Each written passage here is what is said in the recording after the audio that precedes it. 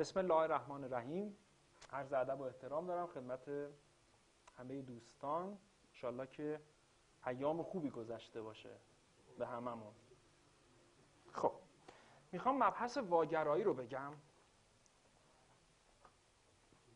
مبحث خیلی خیلی مهمیه. پس ترتیب کارهایی که انجام دادیم تا الان، اول نمودارها رو هفتگی کردیم، رفتیم تعدیل نشده.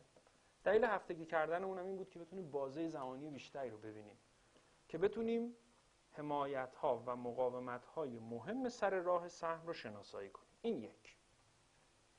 بعد رفتیم روی نمودارهای تعدیل شده و رفتیم سر وقت حمایت‌ها و مقاومت‌ها و خطوط روند.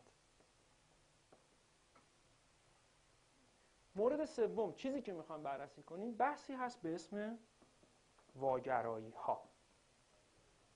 مهم هم هستن. برای اینکه واگرایی ها رو بگم اول با 2 تا ابزار رو بگم. شاید با 2 تا اسم روبرو بشیم، هرچند اصلا دنبال اسم نباید باشیم. احتمالا شنیدید اندیکاتور و اسیلاتور. اندیکاتورها، اسیلاتورها. تعریفایی دارن، حالا ما خیلی خلاصه ازشون میگذریم، چون مهم هم نیست. میگن اندیکاتورها یه خط مرکزی صفر دارن و اون نمودار بالا و حول این حرکت میکنه. اسیلاتورها محدوده دارن، یعنی 2 تا خط دارن و این حالا نوسان نما حول این 2 تا خط بالا و پایین میشه. تعریف کلیش اینه، خیلی هم نیازی به تعریفش نداریم. ما از 2 تا ابزار استفاده میکنیم که خیلی هم مهمن. یکی MACD که بهش میگن MACD. آره. یکی هم RSI. حالا اصلا فارغ از این که بدونیم کدومش اندیکاتوره کدومش اسیلاتور. جان؟ RSI و MACD 2 تا ابزارن، حالا یا اندیکاتورن یا اسیلاتور.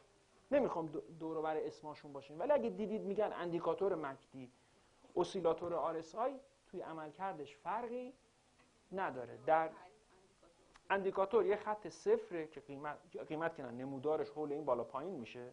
اسیلاتور 2 تا مرز داره که حالا میبینی 70 و 30 CCI RSI. ما این 2 تا ابزار اصلی رو داریم. جا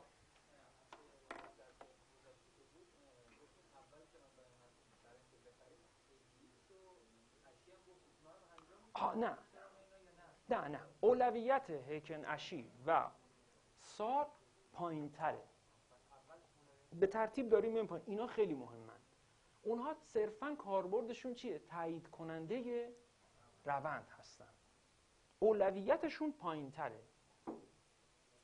آره، اولویت اینها مهمتره. روند بشکنه، شما هر فنی میخوای بزن، هر ابزاری که میخواید به کار ببرید، فایده ای نداره. تو روند نزولی شما کاری نمیتونید بکنید. RSI 2 تا ابزارن. نگاه کنید اینجا قرار میگیرن. فقط گفتم اگه جایی دیدید واژه اندیکاتور، جایی دیدید واژه اسیلاتور، چیزای بیگانه‌ای به گوشتون نباشه. اسمشون اهمیتی هم نداره. این روشیه که شما میتونید اندیکاتور مکدی رو بیارید. MACD Moving Average Convergence Divergence. کاربردش مهمه. از گزینه کاستوم، آره، بدونی که به تنظیماتش تغییر ایجاد کنم اینو اضافه میکنم به نمودار. فقط بذارید من یه خورده رنگش رو تیره تر کنم که حتما اینه. Moving Average Convergence Divergence. اینه مسیرش. اینه. حالا یه دونه تمپلت میسازم، نگران نباشید که نخواد این مسیرم هر روز بره. یکی این ویژگی اولش اینه که روی نمودار قرار نمیگیره، زیر نمودار هست. یه چیزی اضافه شد به نمودار. یه ابزار دیگه هم داشتیم، اونم همینجاست. از گزینه کاستوم میام تو گزینه RSI. من که آورم اینجاست. پس همش همینجاست. ایندیکیتور، کاستوم، RSI یا MACD. هر دوشو میذارم، RSI هم کلیک میکنم و یه همچین چیزی اضافه میشه به نمودارم. احتمالاً بارها و بارها تو تصاویری که تو تلگرام میچرخه اینا رو دیدیم. چرا دیدم اونا ابزارهای جانبی. حالا میگم بذارید اول اولویت شماره 1 رو. 2 تا ابزار امروز به لیست کارمون اضافه میشه که خیلی هم درجه اهمیتشون بالاست. الان توضیح میدم اصلا چی هن. آره فقط آوردم که ببینیم. جان دارم نگاه میکنم ببینم این سهم هر چی بوده میتونستم توی روزگار بدش نباشم. میبینم میتونست. میگم الان توضیح به موتوه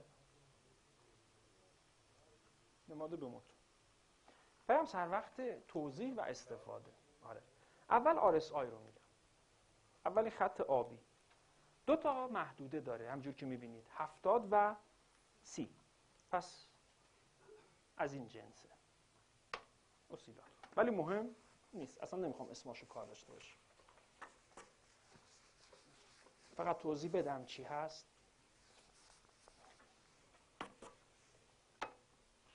پس بریم سر وقت RSI. RSI یه خط آبیه که بین 2 تا محدوده حرکت میکنه. عددش چنده؟ 14. این عددی که اینجاست، حالا شما شاید از دور بهتر ببینید. جنس همه اینها چیه؟ چه این چه این. مادر همه اینا میانگینه. پس فکر نکنیم که میتونه هیچ کدومش چیکار کنه؟ پیش بینی کنه. خطا داره. ولی کمک میکنه. آره. ولی کاربرد داره. RSI. اینایی که دارم میگم خودم هم مینویسم کاربردهای فرعی. یعنی درجه اهمیتش چیه؟ پایین. اساس کارمون نیست. 2 تا خط 70 و 30 دارم. اگر RSI یعنی خط آبیه بیاد بالای 70 قرار میگیره میگن مرحله چیه؟ اشباع خرید. اگه رفت زیر 30 اشباع فروش. 30 به 70. آره 50 هم میشه بهش اضافه کرد، ولی نمیخوام دست به چیزی بزنم چون کاربرد اصلیش نیست. سوال اگه رفت بالای 70 پس من باید چیکار کنم؟ اشباع خریده. همه دارن میخرن پس من باید چیکار کنم؟ بفروشم. ولی این کاربرد درست نیست. در نگاه اول آره سهم‌های هستن که ماه‌ها بالای 70 باقی میمونن. پس این که بگم رفت بالای اشباع خرید پس من مخالف همه باید کار کنم باید بفروشم، کاربرد درستی نیست. خودم دارم میگم اینا فرعیه. فقط میگم چون باید گفته باشم. اصلیش آخر کار میگم. پس 2 تا محدوده مهم داره، یا بالای 70 یا بالای 30. کاربرد دیگه‌اش چیه؟ خود این خط هم نقش حمایت و مقاومت واسه این خط آبی. حمایت و مقاومت هم میتونه باشه. پس این یه کاربرد فرعی، اشباع خرید و فروش. دومش هم نقش حمایت و مقاومت. آره نگاه کنید اینجاست. الان این محدوده 30. لبه بالایی این خطی که کشیدم می‌بینید تا به 30 نزدیک میشه دوباره برمیگرده و همزمان با برگشت این قیمت هم ولی کاربردش خوبه. بگم خرید رو 30 رفت باید بخرم، بر اساس این کاربرد نه، نمیخوام از اینا استفاده کنیم. نه بالاش هم نگاه کن.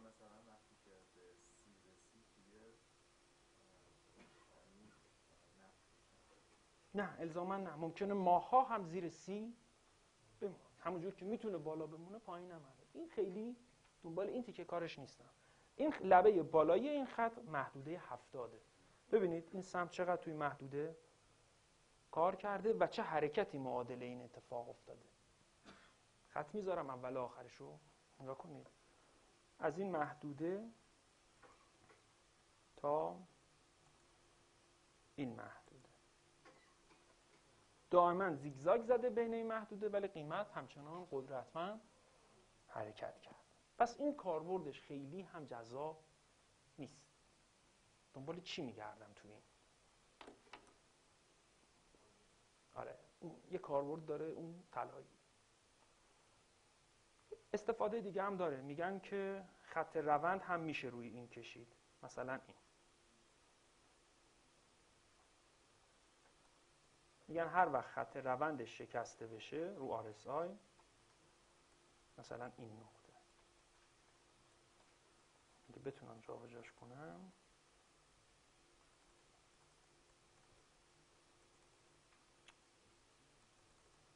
نشد بلش کن، اینجا اینجوری میگن هر وقت خط حمایت شکسته بشه معادلش توی نمودارم خط حمایت چی میشه؟ از دست میره. که واقعا یه حمایت کوچیک اینجا داشتم با شکسته شدن RSI، این هم از دست رفته. یه مقدار زودتر میگن میشکنه. این هم جانبیه، کمکی بهم نمیکنه. نه فرمولش رو نمیدونم، هیچ وقت هم دنبالش نرفتم، اما نگاه کن کاربردش اینجاست. حالا میخوام کاربرد رو بگم. پس اینم یه کاربرد فرعی و نه چندان کاربردی. اما داستان از کجا شروع میشه جدی؟ قیمت و اندیکاتورها با هم دوستن. یعنی اگر حرکت میکنن عیناً بایستی با هم حرکت کنن. یعنی چی؟ یعنی اگر اینجا یه قله درست میشه تو اندیکاتور، تو نمودارم باید یه قله باشه. اگه قله بعدی رفت بالاتر، توی دوستش هم قله بعدی باید بیا بالاتر. یعنی چی؟ قیمت داره واسه خودش قله میسازه، منم خیالم راحته، تعریف روند صعودی.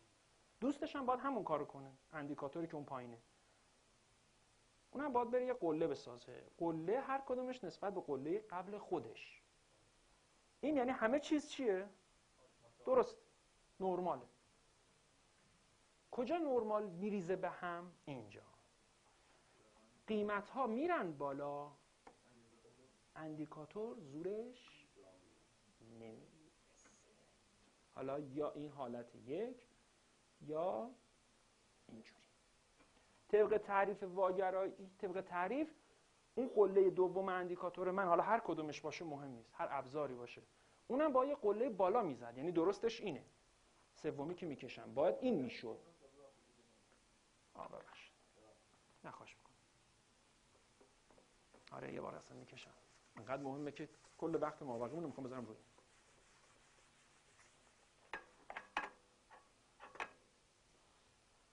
یه قله رو قیمت، اندیکاتورم دقیقاً تاییدش میکنه. یا آره اوکی، این درست. خب چیزی مشکوکی نیست. اما از مشکوک از کجا شروع میشه؟ قیمت میره واسه خودش یه قله میسازه، اونی که اون پایینه زورش نمیرسه. حالا یا اینجوری میشه یا حالت حادترش. در صورت نسبت به این قله این باید میرفت بالاتر تا همخوان بشن. این باید بره بالاتر، اینم قلهش باید از این بیاد بالاتر، ولی زورش نمیرسه. نمیدونم فرمول RSI چیه، ولی بیاد اینجوری توجیهش کنیم. حجم توش هست. قیمت بالا رفته، چی پشتش نیست؟ پول. قیمت بالا رفته، آره قله ساخته، چی تاییدش نمیکنه؟ حجم پشتش نیست. این باعث میشه که چیزی به وجود بیاد به اسم چی؟ واگرایی. یه جای کار میلنگه. قیمتت بالاست، قبول، اما پول قدرتمند پشتش نیست. مستعد چیه؟ برگشت. جان. در واقع یکی از دلایلم همینه. وقتی میبینی که سهمت داره کم حجم معامله میشه، باید ببینی کجا داره این اتفاق واسش میفته. سهمی که هر روز 20 میلیون معامله میشده، مثبت هم هست، داره روزی چند تا معامله میشه؟ 1.5 میلیون. این یه سیگنال داره. اگه روند صعودی قیمت میره بالا، حجمم باید بره بالا. اگه نزولی حجم میره بالا، قیمت هم میاد پایین. نه اون نه، ولی وقتی منفی میشه نشونت میده. نه نگاه نشون میدم. حالا میریم تو سرمایه صف خریدم نگاه میکنیم. سهمی داری که صف خریده، حجمم که نخوره اندیکاتورش داره باهاش کم کم میاد بالا، فقط اندازه نیست، یه خورده پایین تره. این بهش میگن احتمال واگرایی. یعنی اگر روزی روزگاری اینجا چرخید اینم چرخید، این قله ها با هم تناسب نداره. ولی بذار اول مورد راحت ترش رو بگم، بعد بریم سر وقت خواص. نمای کلی میخوام چند تا واگرایی حالا با هم ببینیم. یکیش سهم چی بود؟ و معادن که با هم دیدیم. نه اول همین که رو نموداره. من مکدیرم با اجازهتون بر میدارم، چند تا اولو من میگم، چند تا هم شما بگید، تا یه چند تا اسم دیگه هم هست.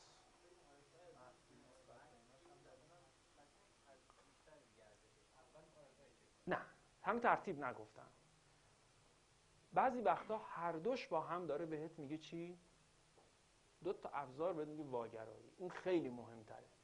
اگه این دوتا با هم نگفت اولویت کدومه؟ اولویت نداره. هر کدومش که واگرایی داد. از بس مهمه و شکننده، هر کدومش بگه اوکی ما میگیم قبول. خطا هم داره به تعداد محدود. اینقدر خطاش کم هست که بهتره بهش توجه کنیم. من این سهمو داشتم، خیلی هم خوب داشته میرفته بالا، ته نمودارم نمیاد، هرچند اونجا یه دونه هست. تا من کامل کنم مباحثمو. اینجا میتونستم در برم از به موتو. حالا میخوام بریم سر وقت اصل کار که میگید بفروشم یا نفروشم، ولی همیشه زمانی میپرسید که کار از کار گذشته. بیاد با هم تعریف واگرایی رو چک کنیم. قله ها و کف های متوالی. یه مینیمم اینجا نشونتون میدم دوستان، یا روای ماکسیموم. این من یکم با فاصله میذارم که بدونیم کدوم قله مد نظره. این قله مد نظرم هست. یک کمی لبشو گذاشتم کنار، این قله میذارم کنارتر که واضح باشه.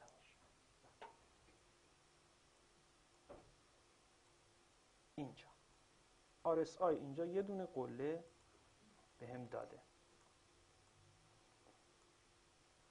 اولین قله بعدی که دارم کجاست؟ تو این ناحیه است. اینجا. من یکم بازم میارمش جلوتر که فقط شما بدونید دارم این قله رو میگم. اینجا. فقط میخواستم شما بدونید کجا هستید تو نمونه. تعریف واگرایی رو با هم بگیم. قیمت که رفته، خدا رو شکر یه قله اینجا زده، تعریف روند صعودی رفته، یه قله دیگه هم زده. کجا بفهمم که اوضاع خرابه؟ اندیکاتورش یه قله زده، اصولا اگه همه چی درست بود اینم باید میرفت بالاتر، ولی نرفت. حالا آینده چی میشه؟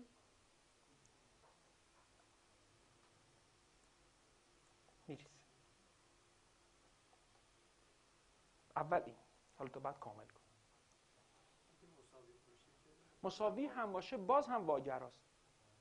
نمیخوام اصلا خط بکشم شیب بکشم. هر وقت اینا با هم جور در نیاد این تعریف، یه چیز کار میلنگه. توی کتابا شما چند تا اسم میخونید. واگرایی مخفی، خیلی اسم هست، باید تا یاد بگیری سخت میشه، ولش کن، حفظ روی ندارم. RD مثبت منفی، Regular Divergence HD، Hidden Divergence مثبت یا منفی. کاری به اسم اصلا تعریفش از همه چیز مهمتره. تو کتاب الکساندر الدر قله در مقابل قله، قله رو این، قله رو این، اینم همین. مینیمم در مقابل مینیمم. اگه توازنی نداره، این نمیخونه با هم دیگه، اسمش میشه واگرایی. حالا یا بعدش قیمت سهم شما میریزه، شایدم بیاد بالا، ولی فعلا همین حالت رو بگم بعد کاملش کنم. یه دونه دیگه پیدا میکنم توی سهم و معادن. این نماد بنیشا بود.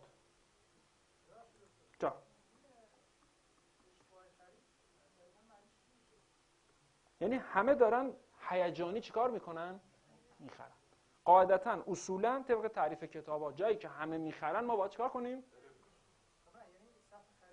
نه میخرن دیگه. حالا یا صف خریده، تقاضا زیاده. دقیقا همینه. میخوام بگم طلایی ترین واگرایی ها تو RSI کجاست؟ بالای 70 زیر 30. ولی بذار 4 تا تمرین کنیم بعد کاملش کنم. میدونم چی میگی. آره. واگرایی تو RSI کجا خیلی خوبه؟ این وسط هم ممکنه ایجاد بشه ولی درجه اعتبارش چنده؟ 2. کجاش خوبه؟ اشباع ها. ولی بذار 4 تا تمرین کنیم بعد پوششش بدم. رو شاخص هم میشه زد، رو شاخص کل هموزن هم میشد زد که ما نزدیم. و معادن داشتم. میتونستم یا نه؟ میخوام با چشم دیگه عادت کنیم ها.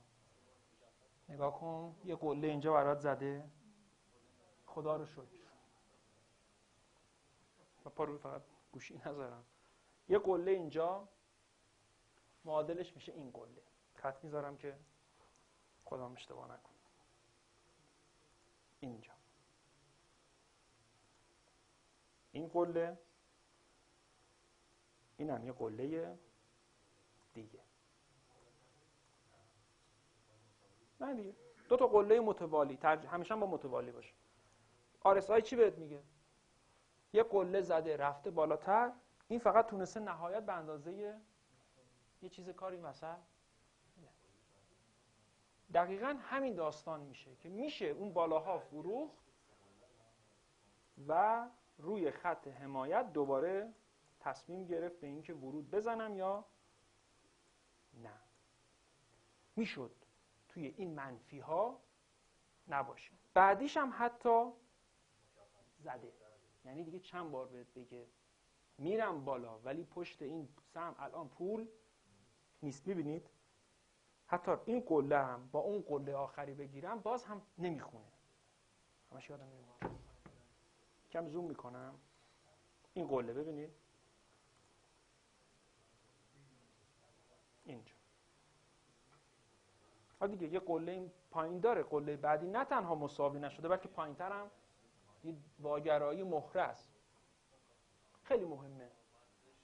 خیلی مهمه.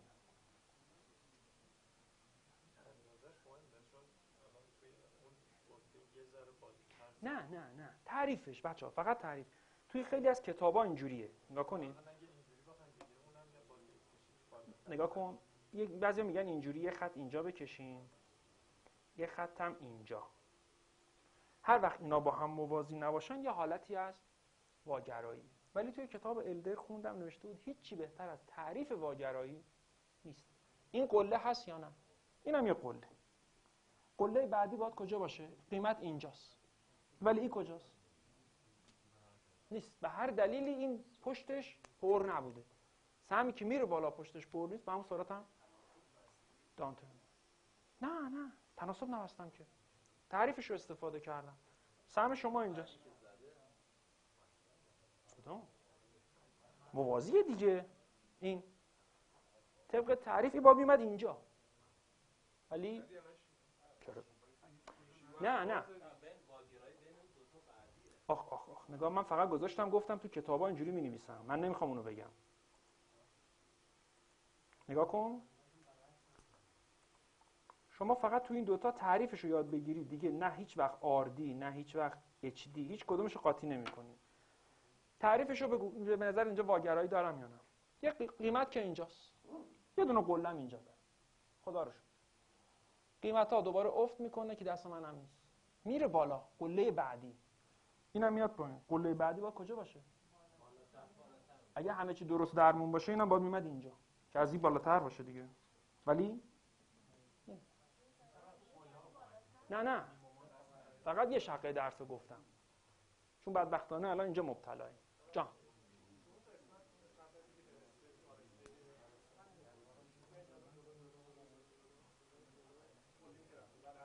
خب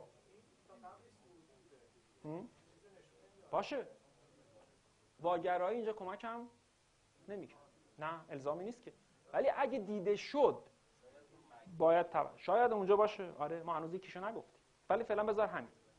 یه مرور کنم چیکار کردیم. من فقط قله هاشو گفتم. خبر بدو دادم. جان اینو تموم کنم چشم. RSI رو بگم. خب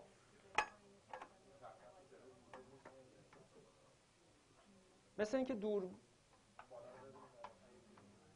جابجا کنم. فکر کنم فیلمی که گرفتیم تخته رو که اصلا نداشتن. کارتون نباشه، یه دیگه‌اش باید سانسور بشه. خب نگاه کنید.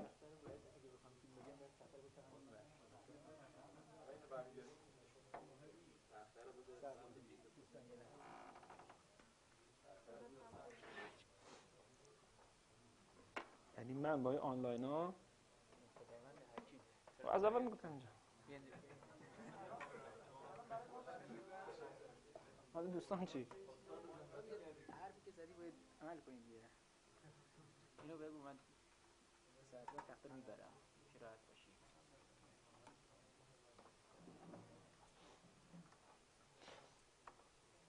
خدا حلال کن، ببخش. داستان پس چی شد؟ یه قله میره یه قله میزنه. بدبختیش اینه که دوستش اون کارو نمیکنه. پشت سهم پول نیست. این برای حالتیه که شما بهش میگن منفی، چون بعدش چی میبینی احتمالاً؟ چیزایی که دوست نداری. ولی اونوری هم داره. یک مینیمم ساخته شده، دوستش چی؟ بالا مینویسمش، مشکل نیست. این ماکسیمومش که منفی میشه بعدش. اما همیشه روزای بعدم نیست. سهمی دارم که یه مینیمم اینجوری ساخته، ولی دوستش اینجوریه. پایین اومده، منفی خورده، ولی حج پشتش نیست. نفروختن محکم. فقط چی اومده پایین؟ قیمت اومده پایین. محکم اگه فروخته بودن که روند میشه نزولی تمام بود. چرا این نمیتونه از این بیشتر بیاد پایین یا حتی حالت دیگه این شکلی بشه؟ این نشون میده که فروش قیمت پایین هست ولی فروشنده نداره. همون چیزی که دنبالش میگردیم. این واگرایی ها بیشتر کجاها دیده میشن؟ بیشتر در پایان روندها. پس اگر یه سهمی دارم خوبم رشد کرده و بعد ته نمودارم داره بهم واگرایی میده، میفروشم، صبر میکنم ببینم روی خط روند چه اتفاقی خواهد افتاد. و خیلی از سهم‌ها میشد این کار رو احتمالاً انجام داد. سعی کنیم چند تا منفی پیدا کنیم. توی RSI بهترین جاها واسه دیدن این واگرایی ها کجاست؟ یعنی سعی کنم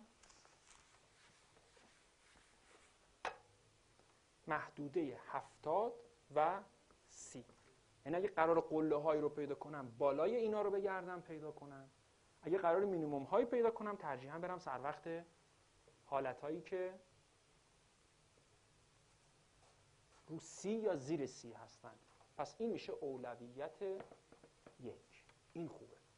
وسطش هم ممکنه ببینید ولی دیگه قطعاً تواناییش به اندازه این حالت نیست. حالا میکشیم. جان میتونیم زیر 30 رو فیلتر کنیم. مشکل اینه که نمیتونیم به سیستم بگیم برام واگرایی رو پیدا کن. چرا؟ خود ایزی چارتمون هم داره. RSI زیر 30 همه رو بهت میده. شاید اینم فکر بدی نباشه. بفهمم چه سهمای زیر 30 هستن، حالا بگردم تو واگرایی‌های منفی. تو باید جای دیگه می بودی. اشتباه اومدی. فقط اینو بهتون بگم و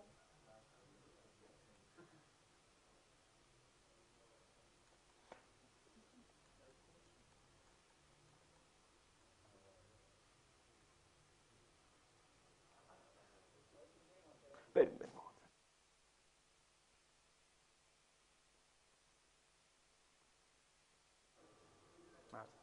حالا هنوز فکر کنم کلاسمون که شروع نشد.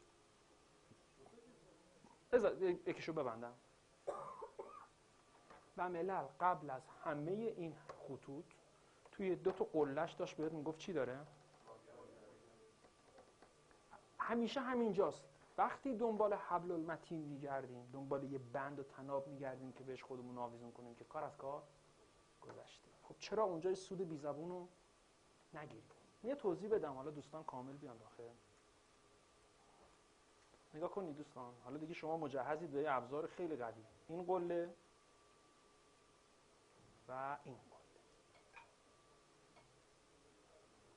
تقریبا RSI زورش نرسیده قله جدیدی بسازه. حالا که قیمت چیکار کرده؟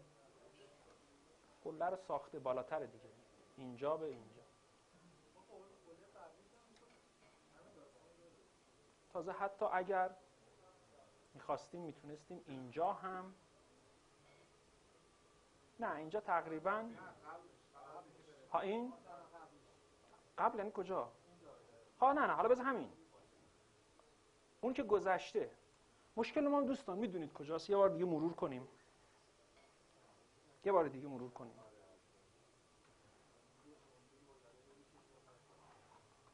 سهم که میره بالا، تعریف روند صعودی.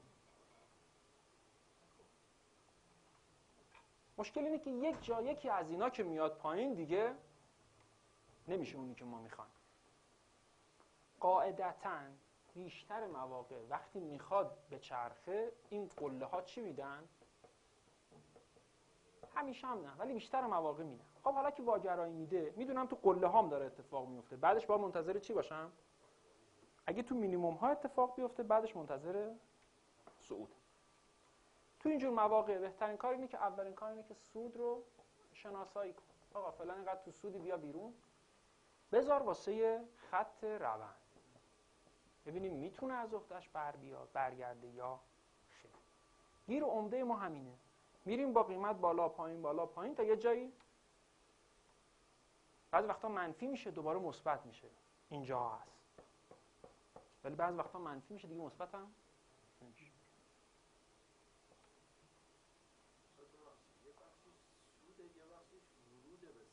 خب الان نقطه پرگار رو کجا گذاشتم؟ عروش. چیزی که جلسه اول نمیتونستم بگم. شاید مقاومت هم باشه. حالا ببین هم مقاومت باشه هم واگرایی. هم رو مقاومت قرار بگیری هم روی واگرایی. 2 تا ابزار داره بهت میگه زنگ بزن آنلاین تو بده دست کسی بگو این سهمو برام بفروش. چون بعضی وقتا گیر میکنیم نمیتونیم خوب تصمیم بگیریم. نه بذار همین درسمو بدم. برام دردسر بیشتر درست نکن. آینده رو فقط خدا میدونه. جا. دوستمون بین کلاس این سوالو پرسید. یه بار دیگه بگیم چه چیزای مهمه.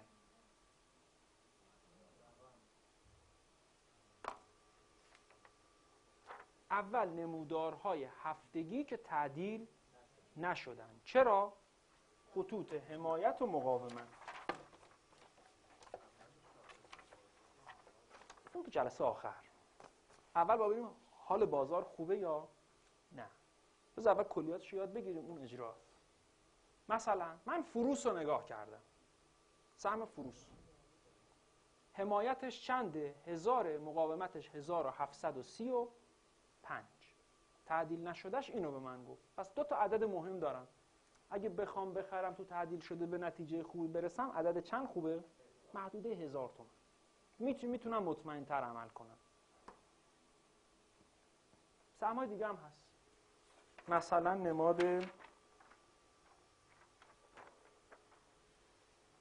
مثلا نماد بیمه دانا 670-80 تومن گیر داره. اگه اونجا رد بشه تا کجا میتونه بره بالا؟ 688 تومن. معذرت میخوام 868 تومن. پس این اعداد از کجا میاد؟ تعدیل نشده ها. اول ایناست. دیگه کار با اونا رو که بلدیم. خطوط قاعدتاً هم افقی هستند. بعد میرم سر وقت نمودارهای تعدیل شده. توشون چی اول نگاه میکنم؟ خط روند. بعد از خط روند حمایت و مقاومت که ترکیب با خط رونده. بعدش چیه؟ واگرایی. پس ترتیب این. روندش صعودیه ولی اگه واگرایی داد فعلا سودتو بگیر، چون روند صعودی هم قاعدتاً چیزی داره به اسم اصلاح قیمت. چرا تو منفیاش باشی؟ بذار بیاد پایین، اگه خواست صعودی باشه دوباره واکنش نشون میده. اینجا دوباره معامله خرید. خیلی از سما اینجوریان، خیلی از سما واگرایی دادن. منتها مراتب خب چون نمی‌نویسیم که هر روز چک کنیم یادمون میره. خب برم سر وقت چند تا واگرایی اونوری. جانم میشم با تا بگو.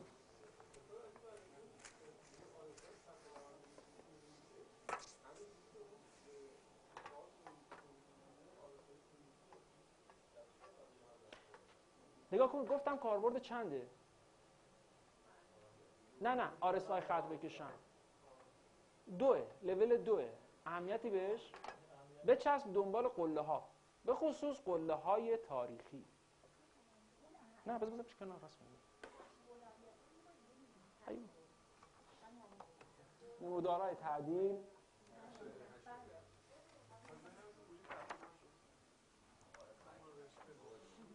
تقدیمش.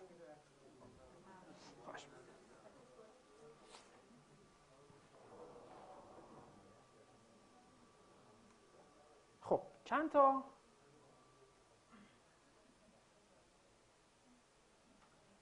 اینجا چی می‌بینید؟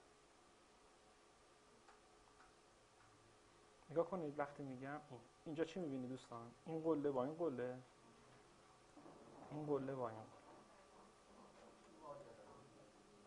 فردا هنوز نیومده بود. ته نمودا. روز اول قابل تشخیص نیست. ولی روز دوم که کندلش پایین میاد، یعنی قله دقیقاً ایجاد میشه تو نمودا، میچرخه. RSI هم اون پایین سرشو میچرخونه. از روز دوم میتونم بفهمم دیگه احتمال واگرایی نیست.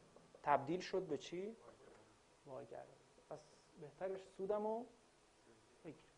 احتمال واگرایی یعنی چی؟ این حالت. دقیقاً همین حالت که کشید. سهم داره میره بالا، اندیکاتور هم داره میاد بالا. اما این شکلی داره میاد بالا. سهم داره میره قله های جدید درست کنه احتمالاً. اما این هنوز خیلی گیره. شاید به این قله هم یعنی این شکلی. به این حالت میگن احتمال واگرایی. توی برگه‌ای که دستمون هست اینو حتما لحاظ میکنم. فلان سهم احتمال داره واگرایی بده. اگه پول دارم پیشنهادتون چیه؟ نه اگه پول دارم آقا این احتمال داره واگرایی بده، چه کاریه؟ ولش کن، پولم ورچه بریزم دور. ولی اگه دارمش چی؟ نه بذار شاید این خیلی بره بالا. هر وقت چرخید دیگه احتمال تبدیل میشه به یقین. ولی باید ذهنت آماده باشه. امروز مثبت بوده الهی شد. ولی فردا یه دفعه میبینی چی میشه؟ وقتی منفی میشه این دقیقاً قله اینجوری شکل میگیره. RSI هم یکم میچرخه مثل همین نموداری که الان جلو رو بورد هست. فردا رو نگاه کنید. نه. میبینی؟ میشد از این فروشه جون سالم به در برد. میشه. سودها رو بگیریم. فاصلهش خیلی زیاده. بعضاً 20% 30% سهم میاد. نه اینکه نزولی باشه. ولی سودمو گرفتم دوباره رو خط روند میخرم. پس بین زمین و آسمون هیچ وقت خرید و فروش نکن. چند تا مینیمم هم پیدا کنیم. چند تا واگرایی حالا مثبت. اینا که همش بدبختی بود و منفی. یه سهمم بهم گفتی خدا خیرت بده. که جز واگرای منفی چیزی نداشت. اتفاقا حالا که گفتید این سهم نظرتون چیه؟ هلدینگ خلیج فارس. نه دیگه اذیت نکن.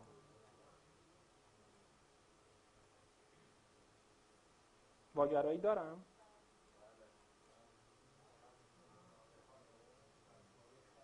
کجا دوستان؟ این قله با قله قبلی کجا بوده؟ بذارم. این چی نظرتون؟ واگرایی هست یا نیست؟ علی اذیت نکن. نه یه قله اینجا بوده، یه قله اینجا. قله بعدی رفته بالا، اینم اومده. باشه اول همین. کناریش چی؟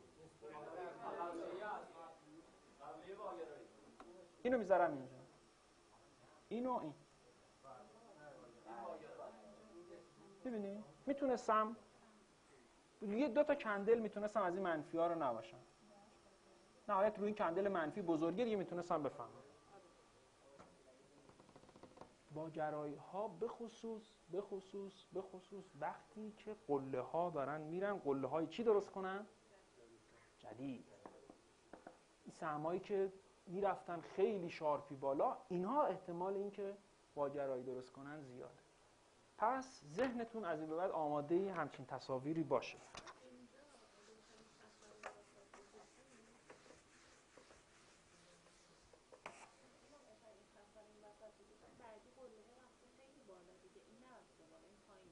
خود میشه منم با شما هماهنگ بشم. این قله راست، خب با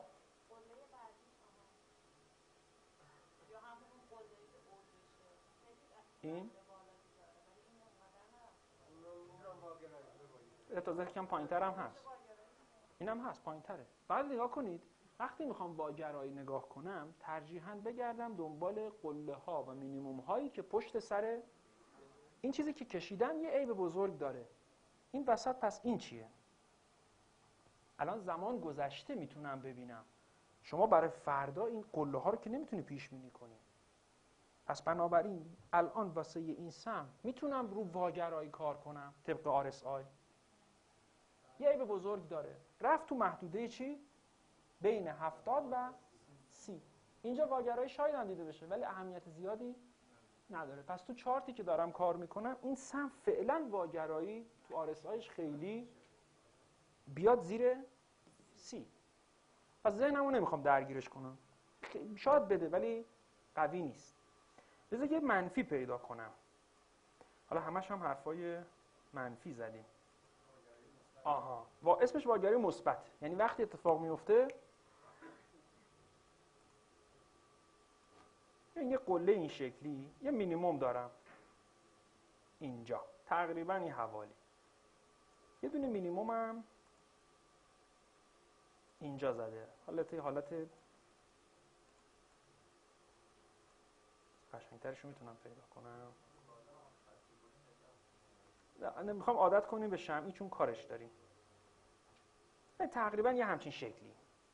وقتی میری زیر 30 حالا دیگه باید چشممو آماده کنم به پیدا کردن واگرایی چی؟ مثبت. چرا اسمش مثبته؟ چون پایین اتفاق میفته.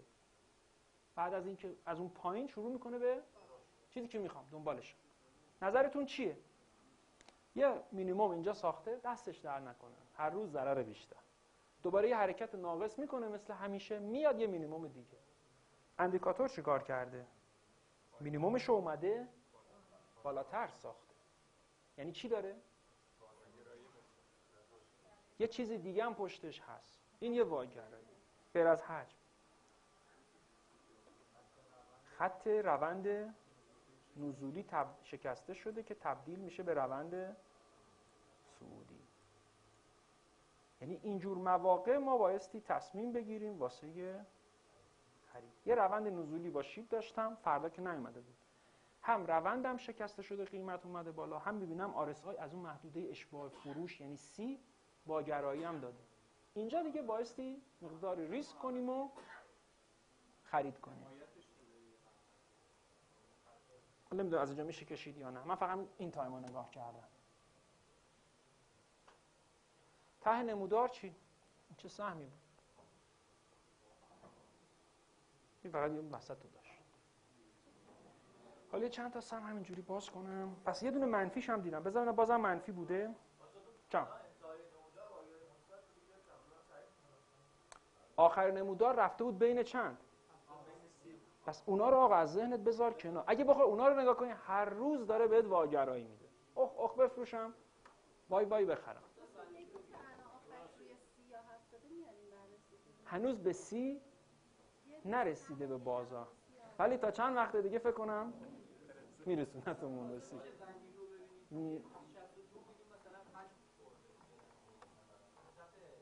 من اگه میشدی پورتفولیو شما رو دونه میدیدم. چی داری در اساس اونا بیام خوب. بازم یه سهم بسپر گذاشتم. نظرتون چیه؟ سوال از شما و سپه دارم. همین جوری میارم دیگه.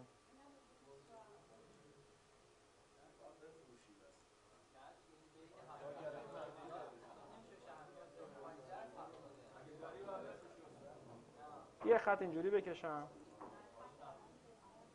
بدونم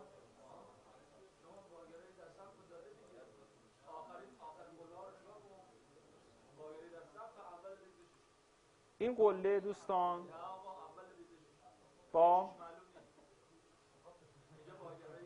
میکشم، اشکال نداره دوستان. نه بچه اتفاقا چالش عالیه، لازمه.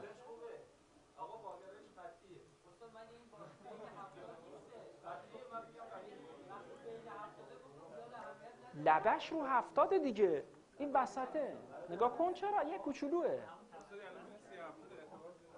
نه این رو 70 بالا هست، این یکیه. ببینی قله من نمیگم که بفروشیم. حالا اگه بفروشم، فروختم، کجا بخرم؟ رو خط روان دوباره. اگه اومد اینجا دوباره نه اتفاقا خیلی خوبه. نگرانیم همش از اون دوستانی است که هیچی نمیگن. فردا میاد میره به آقای وحید برجی میگه من کندل ها رو خوب متوجه نشدم.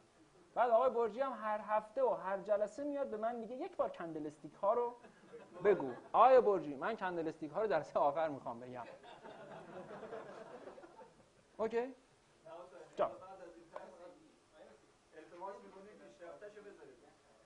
جان؟ نه بچه‌ها ما همش داریم آموزشی میگیم. کار دستمون ندید تو خدا. من همینجوریش گیر هستم. همینجوریش سازمان دنبالمه. به خدا حالا میخندید ولی خدا میتونه اخراج بشم نشم. اگه به خیر گذشت بهتون میگم، یه شیرینی هم بهتون میدم. جان.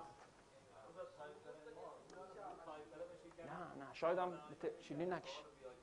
بگو. 14 روز و اینا تایم فریم 14 روز. خب. نه صبر کن. دست به هیچ تنظیماتی نزن. صبر کن بگم. فهمیدم سوالت چیه. بعضی از کتاب‌ها حتی عدد 50 هم دارن. کاربرد جانبی فرعی است. میگه از 50 اگه بیاد رو به بالا میتونه تا 70 بیاد بالا. خیلی چیزا رو اینا نوشتن. اینا همش حاشیه است. مهم اصل قضیه است که این واگرایی است. دست به تنظیمات نزنیم. یه ابزار هست به اسم ایچیموکو. عدد طلاییش چنده؟ از کجا اومده؟ 4 روز ژاپنی‌ها تو هفته تعطیلن. باقیش رو باید برن سر کار. بر اساس همین گذاشتن اینو احتمالاً. 26 روز کاری دارن اونا. خب ایرانی‌ها اومدن گفتن بکنیمش ایرانیزه. کمترش کردن، نمیدونم چند تا شد دیگه. تنظیمش کردن دیدن جواب نمیده. برش گردوندن. تنظیمات رو دست نمیزنیم جز یک جا، توی مووینگ اوریج ها. اونجا میتونیم دخل و تصرف کنیم. که حالا میخوام بگم. حالا برم مکتی. جان. بگو. آره. حتی بعضی از دوستان هستن نگاه کنید. هفتگی واگرایی های خیلی بلند مدت رو پیدا میکنن. میگه اگر توی یه هفتگی واگرایی ببینم، یعنی هفته ها قیمت چیه؟ نزولی یا صعودی. آره سیستم معاملاتی اینجوری هم هست. میگه اگر هفتگی 3 فارس مثلا یه واگرایی مثبت بده، تعبیرش اینه که من هفته ها سهمم چیه؟ مثبت. پس دائما میتونم توی روند روزانم هر جا اومد پایین دوباره تو منفی‌ها چیکار کنم؟ بخرم. نه دیگه کل نمودار هفتگی همینی که هست نگاش کن. اینا این بذاری هفتگی. برای تایید گرفتن هفتگی، ولی هفتگی خیلی طولانیه. فقط تایید یه روند نزولی تمامه. شاید 1 سال روند صعودی باشه. یعنی تو این 1 سال هر وقت سهم منفی شد شما میتونید چیکار کنی؟ اینم برای راهی که ریزش و اصلاح و تشخیص بده. خب برم سر وقت مکدی دوستان. کسی هست هنوز با واگرایی اونجوری که باید شاید تو RSI گیر داشته باشه؟ هنوز همتون؟ چون؟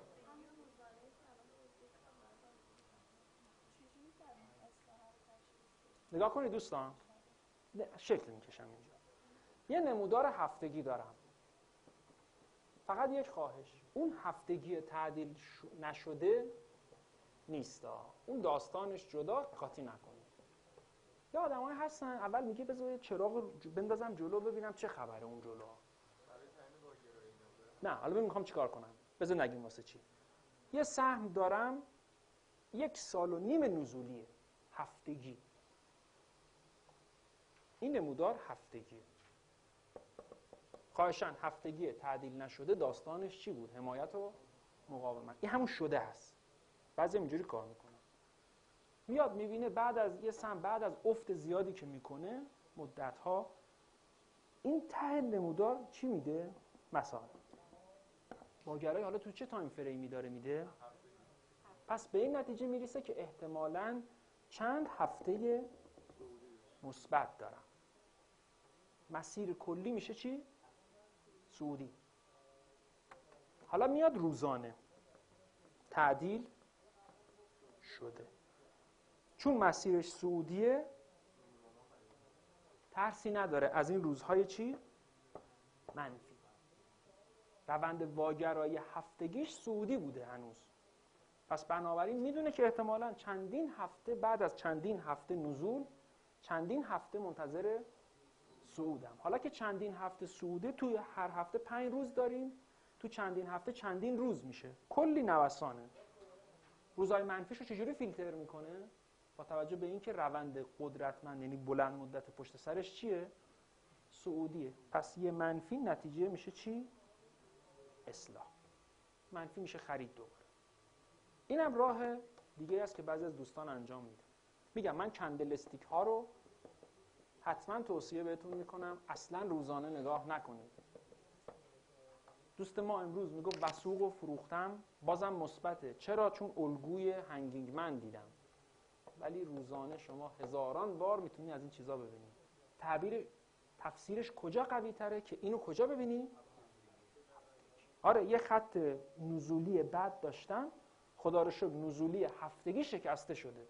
طبق تعریف احتمالاً نزولی باید بشه صعودی. حالا که هفتگی صعودیه، پس روزانش همش بایستی منتظر روزای خوب باش. این هم میشه استفاده کرد. مثبت یعنی چی؟ نه مثبت. قیمت میخواد بیاد بالا. پس واگرای مثبت کجا باید دنبالش بگردی؟ تو اون پایینا دیگه، وقتی قیمت داغون شده حسابی. واگرای منفی چیه؟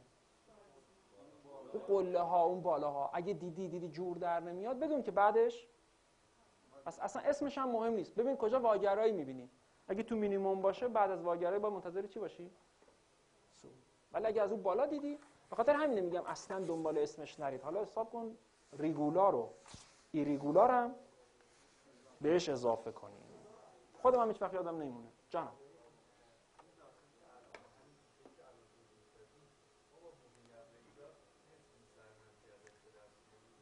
بریم سر وقته؟ ساعت من تا کی وقت دارم؟ 7 باش. چرا؟ بذار مکتی رو بگم، یه مووینگ هم یه دور بزنیم و بگو.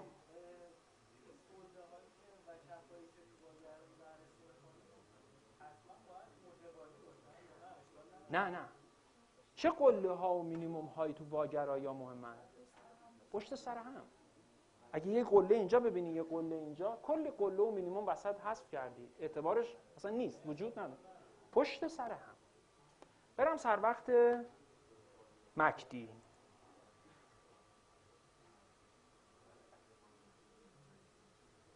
کجا بود؟ حالا ابزار دومی که میخوام ازش استفاده کنم. آره حتما، چشم. این هم ابزار دومه. اول توضیح بدم چی هست.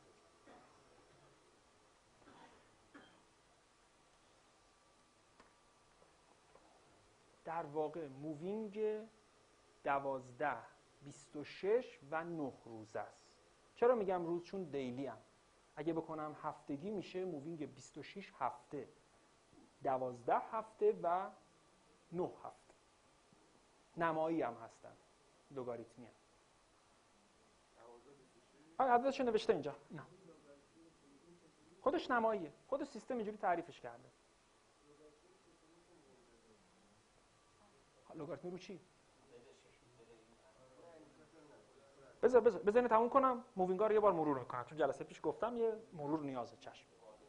کاربردش چیه و اصلا چی هست؟ یه سری هیستوگرام بهمون میده. اینا یه خط صفر داره که یه جاهایی این هیستوگرامه میاد پایین، یه جایی میاد بالا. اینا چی هستن؟ این هیستوگرامات مووینگ، خدا بگم وحید، مووینگ 26 هست و 12. مووینگ 26 و 12 هست که از هم کم شده اینا رو ساخته. این مووینگ قرمز رنگی هم این نوعه هست که حول این میچرخه. یه خط صفر داره که یا بالای صفره یا زیر صفر. پس این چیه؟ اندیکاتوره اگه تعریفشو بخوایم. جا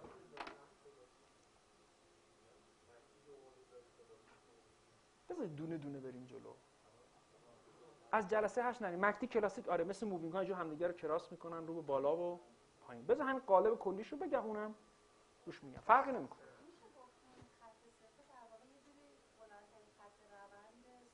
خط صفر خط محوره. اگه بخوایم اونجوری نگاه کنی هر وقت هیستوگراما از صفر میان بالا، هر وقت هیستوگراما اینجوری بلند میشن، عملا قیمت همون بالا داره چی میشه؟ هر وقت از زیر شروع میکنن به بلند شدن، قیمت هم داره میاد پایین. یه کاربرد جانبی، یه سهم دارم دقیقاً همین وضعیت رو داره. بخرم یا نخرم؟ طبق این تعریف، پس اینم تعریف روند رو میگه. ولی دنبال کاربرد اصلیشم که میشه چی؟ آره. کاربرد جانبی زیاد داره. واگراییاش بین قله ها و مینیموم های متوالی هست. کدومش بیشتر واگرایی میده؟ RSI یا مکدی؟ نه RSI. دقیقاً وزنش مشخصه. اون 14 روزه است، این 26 منهای 12. این بلند مدت تره. ولی بهترین واگرایی اونیه که هم این بده هم مکدی. پیدا میکنه. خب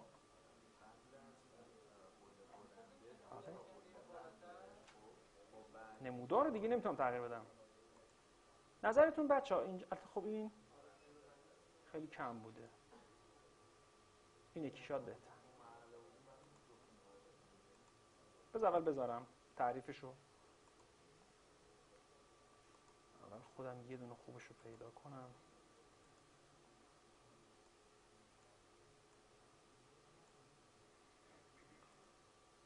خب دوستان رو RSIش فعلا مکدیش نه.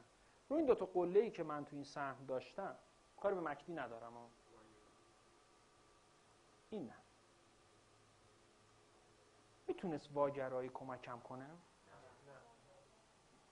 سهم واگرایی نداشت. هیچ دو تا قله در مقابل هم دیگه. نه اون آره قبلی شاید، ولی صعود خوب بعدش هم افت کرده، واگرایی نیست. شاید ابزارهای دیگر رو باید استفاده کنیم. حالا همون مکدی چی؟ مکدی هم همونه، قله های متوالی. یه قله اینجا دارم، یه قله دیگه هم اینجا. تعریف واگرایی، یه قله اگه قیمت اینجاست، این رفته بالا، اینم باید بیاد بالا. هیچ واگرایی اینجا دیده نمیشه. پس کاربردش خیلی ساده است. یعنی همینجوری قله قله قله. از کجا بفهمم مثبت یا منفی؟ از هرم الشمس. وقتی تو اون قیمت‌های اون بالا داره، اگه اتفاق بیفته دیگه نمیتونم توقع داشته باشم که دوباره بره بالاتر، که باید منتظر احتمالاً ریزش بیشتر باشه. بریم تا سهم‌ها چند تا پیدا کنم. چون نه خب باشه. نه صبر کن. اتفاقا می‌خواستم همینو بگم. اصلا واگرایی نداده. ای کاش داده بود که میتونستم هر وقت میتونه بریزه سهم. ای کاش واگرایی داده بود. میخوام همین رو بهتون بگم. الزاماً فقط چرخشش، ولی کاش واگرایی داده بود. حالا صبر کنید. نه بذار ببینیم و ملل رفیقمون رو بیاریم. یه قله اینجا دارم، یه قله هم اینجا، یک کمی RSI هم حالا چاشنی کار. نظر دوستان چیه؟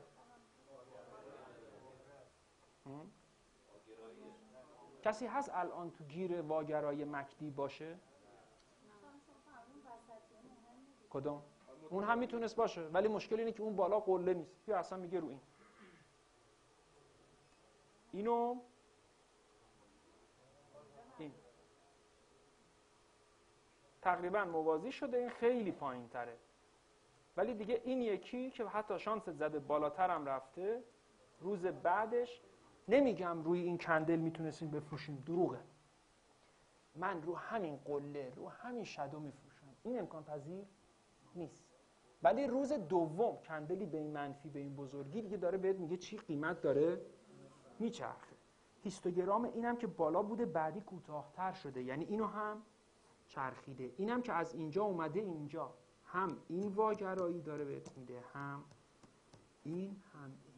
پس دیگه نگو و ملل دارم چه کنم، باید چه قبلا میکنم.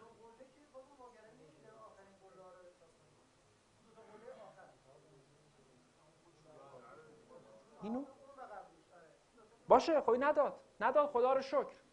وقتی واگرایی نمیده چیکار کنم؟ سهممو نگه میدارم. بازم بهت موقعیت داد، گفت بیا برو بالا، بازم سود کن، خدایا شکره. ولی بعدی چی؟ این با این دو تا قله متوالی مهم. باشه اینجا گذاشتم نداد، نفروختم.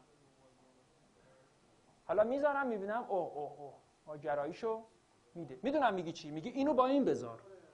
مشکل من اینه که این با این واگرایی نداره، ولی یه قله خیلی مهمتره نسبت به این. یه قله است. این وسط این دوتاست، میبینی؟ نه نگاه صبر کن بذار با هم فرق.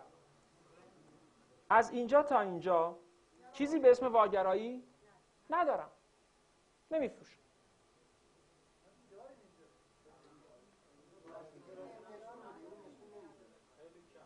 خیلی خب بابا، اون قله رفته بالا، این اومده پایین‌تر، اینم اومده پایین‌تر. تعریف واگرایی اصلا صفر نمی‌کنه. خب میرم جلوتر، خدا رو شکر، خدا بهم شانس داد. صبر کن بذار صبر کن بچه‌ها، بذار منم صحبت کنم. یه خط دیگه با قله قبلیش نمیده، ولی با قله قبلتریش که خیلی خیلی گنده‌تر از اونم بوده. یه چیزی یادت باشه، تو قله‌های خیلی خیلی بزرگ واگرایی به همون شدت چیه؟ بزرگ. این با این نمیده، اینم با این نمیده، ولی این با این چی؟ این فقط یه شادو زده اومده بالا، ولی این یه قله است، بعدش تقعر عوض میشه. تا دلت بخواد. حالا واگرای منفی هم دارم یا نه؟ مثبت چی؟ یه قله، یه مینیمم اینجا دارم، این که بین، حالا خوبه رو سی خوب. ولی واگرایی اگه بخوام حتی حساب کنم، نه دیگه این همگراست. هیچ. این یکی چی؟ یه مینیمم، اینم که داره میاد بالا، همش با هم همجهت. تایید نشد. ای کاش واگرا بود. جان؟ مکدی جنسش 26 روزه است. دیر واگرایی میده. مکدی کلاسیک مثل چی؟ نه همینه. مکدی کلاسیک هم 26 و 12 است. یکی بیاد خودرو رو بهم بگه میتونستم بفروشم یا نه. یکی بیاد خودرو رو بگه.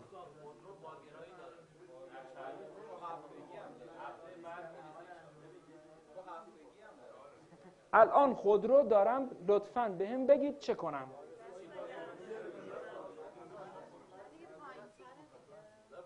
بذار بکشم.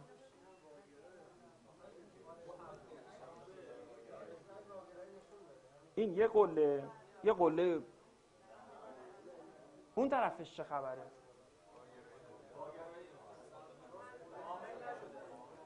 نگیم واگرایی، بگیم خودرو احتمال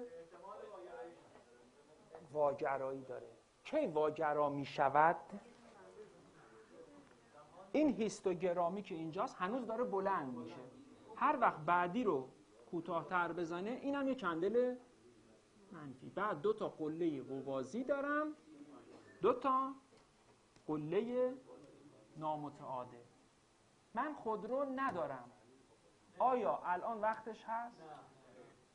تمام بحث من همینه. نه. حتی RSIش هم رو محدوده 70. یه قله این بالاتره، این یکی داره از اینجا چی میشه؟ میچه. یعنی اگر تو سود هستم شاید یه کمی دل نبندم به اینکه خودرو میخواد بشه 1000 تومان، شایدم بشه، ولی باز هم صبر کن، من پس باید بگم جا. نه بذار یه کاری کنیم، اول ته نمودار رو بگیم.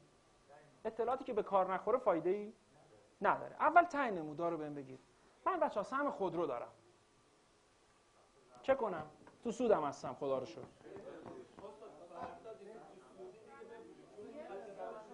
نگاه کنید، میخوام به همین نتیجه برسیم. ما همیشه تو کلاسمون بحث خرید کردیم چون فروش سخته، ولی یه سری آیتم ها وجود دارن که کمک میکنن. نه، یه گیر بزرگ دارم. اگه بیارم H4 ما روزی 3.5 ساعت معامله داریم. اون نیم ساعت از کجا برام پیدا میکنه؟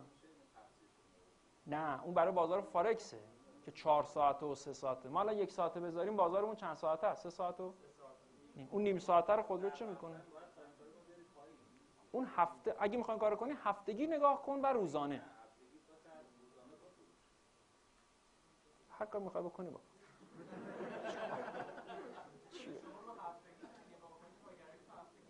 اگه واگرای تو هفتگی هم داده دیگه نمیفروشید، اینم هفتگیش.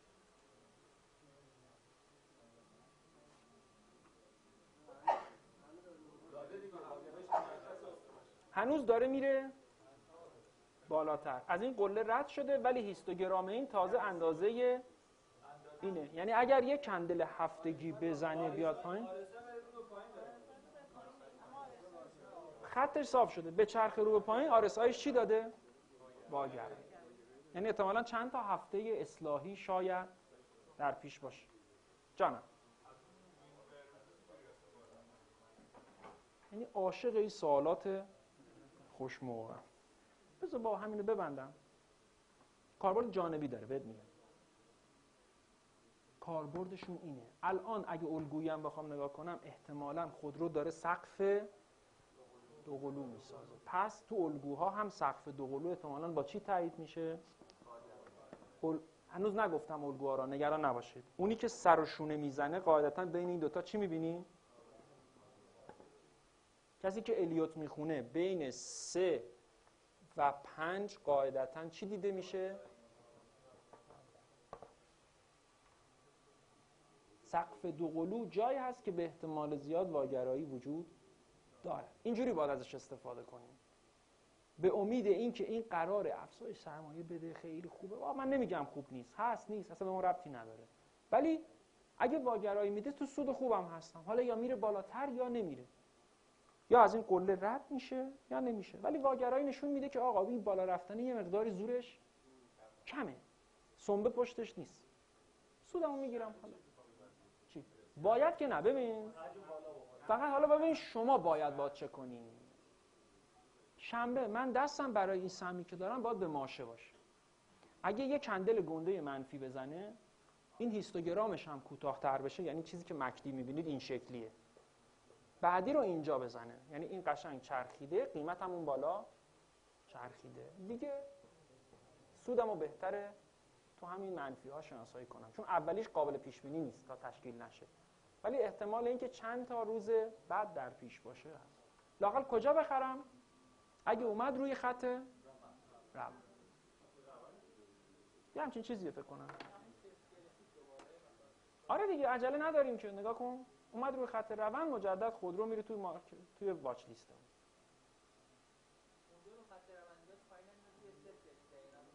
این نه، یا ممکنه همین شکلی برگرده، شاید هم مثل این باشه. میبینید شاید هم مدت‌های مدیدی اینجوری بشه. این کف چی میبینید؟ واگرایی حالا مکدی اونوری هم داره دیگه. این همینجا که اینجاست. این خط میذارم ببینید ایده‌ای دارید؟ یه دونه اینجا، یه دونه هم روی این قله. اسمش هم نمیخواد یاد بگیری حتی. تو منفی دیگه، تو منفی واگرایی داد یعنی آقا یه مینیمم اینجا ساخته، خدا خیرش بده. یکم اینجا. دوباره طبق معمول یه مینیمم بعدی هم ساخته. یکم پایین‌تر، اما این موازی لااقل. با هم جور در نمیاد. پس بعدش خوبه. RSIش چی میگه؟ اونم داره تایید میکنه. کاربردش پس اینه. فعلا هنوز خدا رو شکر به این فاز نرسید. اینجا چی؟ این قله با این قله، این قله با این قله. ببینید روی خط روند سعودی هم بارها این واگرایی بهت میگه سودتو بگیر، دوباره بهت فرصت میده. بذارید یه دونه شاخص کل هموزن رو بیارم.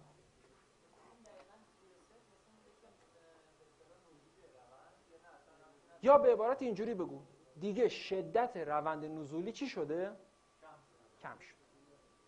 دیگه هر چی می‌خواستن بفروشن فروختن، خیلی افت کرده. چرا بازارهای پایه دارن مثبت می‌خورن؟ خیلی افت کردن. هر بالا رفتنی اصلاح میخواد، شاید هم ریزش. هر پایین اومدنی هم خواسته یا ناخواسته اصلاح میخواد. صبر کنید تا یه دونه اینجا چی میبینید؟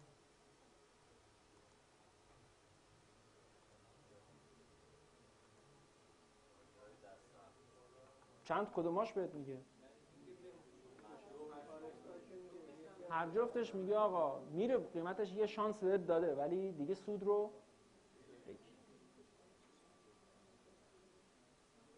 سوال میتونم همچین چیزی بکشم دوستان؟ این دوتا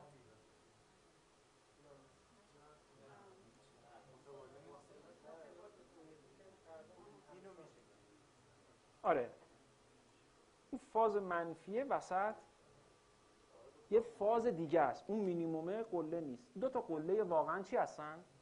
متوالی هستن. اون منفی که شده گولمون نزد. نه حالا سوال همین، نظرتون روی این چیه بچه‌ها؟ این دوتا اصلا نمیشه واگرایی رو دو تا قله یا روی دو تا کفه، روی یه دونه ماکسیموم یه دونه مینیموم اصلا امکان پذیر نیست. اون کتابایی که موازی خط میکشن میگن هرچه این بیشتر باشه واگرایی چیه؟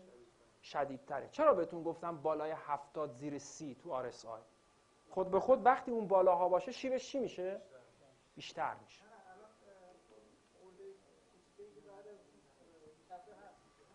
این خب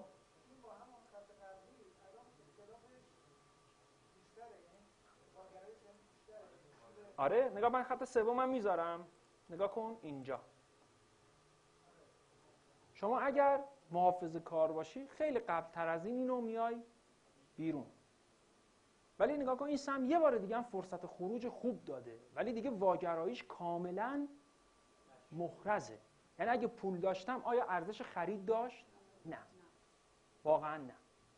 چرا برم جایی که خودش ریسکش زیاده ریسک کنم؟ سهمی رو میگیرم که داره میره بالا، لااقل واگرایی یا احتمالش نیست. این چه سهمی بود؟ های خودرو بود دیگه، درسته؟ میبینید؟ تقریبا سقف دو قلو. حالا اگه برگرده پایین، من این که ندارم بهتره فعلا نه ولش کن. کاش رو خط حمایت خریده بودم میفروختم، ولی حالا خورده خطرناک هم هست. احتمال واگرایی توش الان دیگه زیاد شده. چون هر چی بره بالا این یکی تا برسه به سقف قبلی خیلی فاصله است. یعنی همچین شکلی میسازه دوستان. چشم. خودت الان میای نشونمون میدی چه سهمی داری.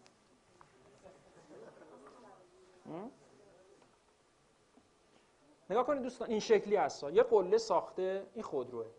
الان اینجاست. خب این ممکنه همینجوری ادامه بده بره بالا. خدا رو شکر. ولی هیستوگرام‌های مکدی الان دارن چه شکلی میشن؟ اگه این صفر باشه بلندتر میشن، اما تا به این برسن ظاهرا فاصله، یعنی از هر جا که این بچرخه این یکی کوتاه‌تر بشه چی دارم؟ واگر. حالا منی که پول بی زبون تو جیبمه بهتره سر وقت این که فردا تازه تکلیف میخواد مشخص کنه، ولی اونی که داره چی کار کنه؟ نه حالا فروشم نه، دائم بهش نگاه کن. اگه روز بعدی منفی شد، آره این لازمه که هر روز این میشه همین چک لیستی که دارید. سهمم مشکوک به واگراییه، ولش نکن فی امان الله. اگه واگرایی داد احتمالاً میتونه بیاد پایین‌تر. چه کاریه؟ ما 2000 سود میکنیم همشو به بازار پس میدیم.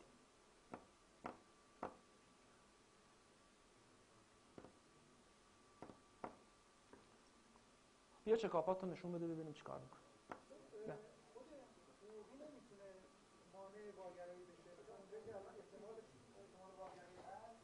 خب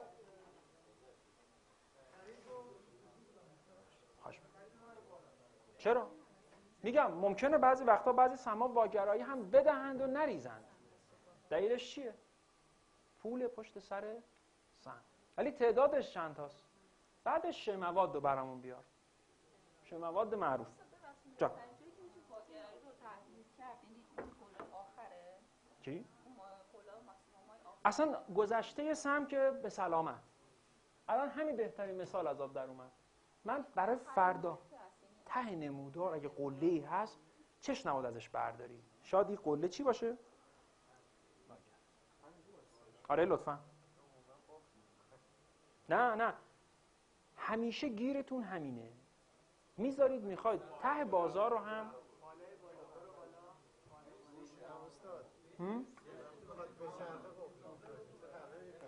کلاس نه سخته سخت کشیدن این خطا رو پن سخت. قلمم که بهم ندادی که. قلم بهت میدم دیگه. بده. قلم بهت میدم. این چه سهم؟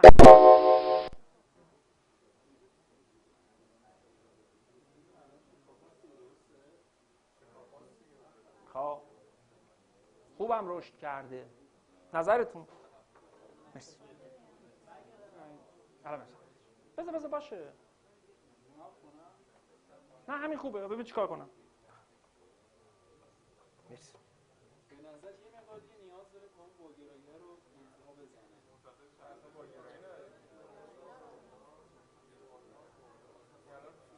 تو مکدی نظر بچه‌ها چیه؟ دوستان چیه؟ قله‌های متوالی توی این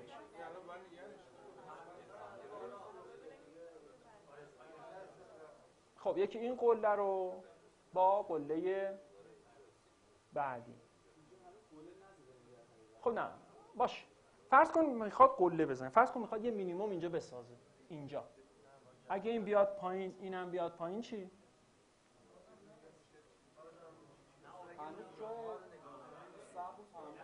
مکدی واگرایی رو تایید نمی‌کنه مگر RSI.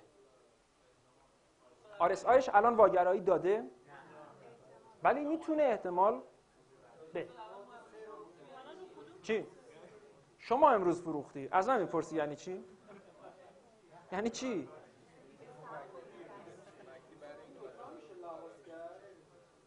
خب هنوز واگرایی آره حالا یه سوال، واگرایی اگه داد تا کجا میتونه منتظر چی باشیم؟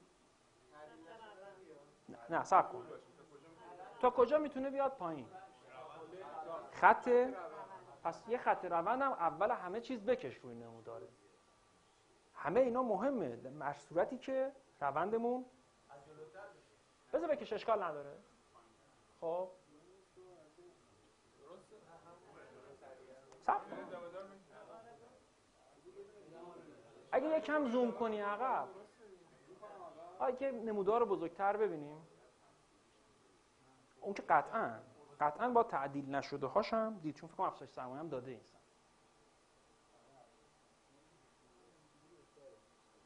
اول خط رو بکش بعد زوم کن که آره شاید اون پایین‌تر هم بشه کشیده شا.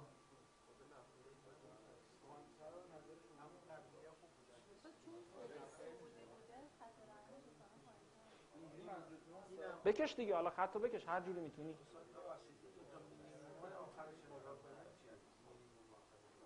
مینیمم بین کجاست؟ ماه نگاه کن، بارها از اینا واسه درست کرده. قرار شد کجا رو بگردیم؟ ولی تا کجا میریزه؟ حالا کم زوم کن بریم جلوتر ببینیم چه کرد. خب این دوتا خط تصورمونه. اگر RSIش از اینجا بچرخد و اون هم بیاد پایین چی میده؟ ولی تا کجا میتونه افت کنه؟ تا این خط روندی که حتی کم اینو بیار پایین‌تر فکر کنم از اینجا بگیرش، از این نقطه بالا بگیر. تقریبا یه همچین چیزی گام اولش، اگه اینم دوام نیاره تا اینجا.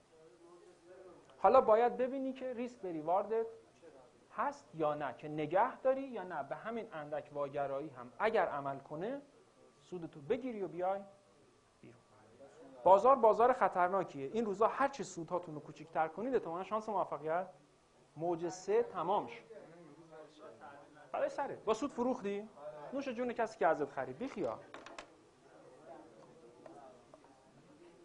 خب صبر کنید برم سر وقت. ساعت چنده؟ هنوز چند دقیقه وقت دارم. نه صبر کن. شاخص کل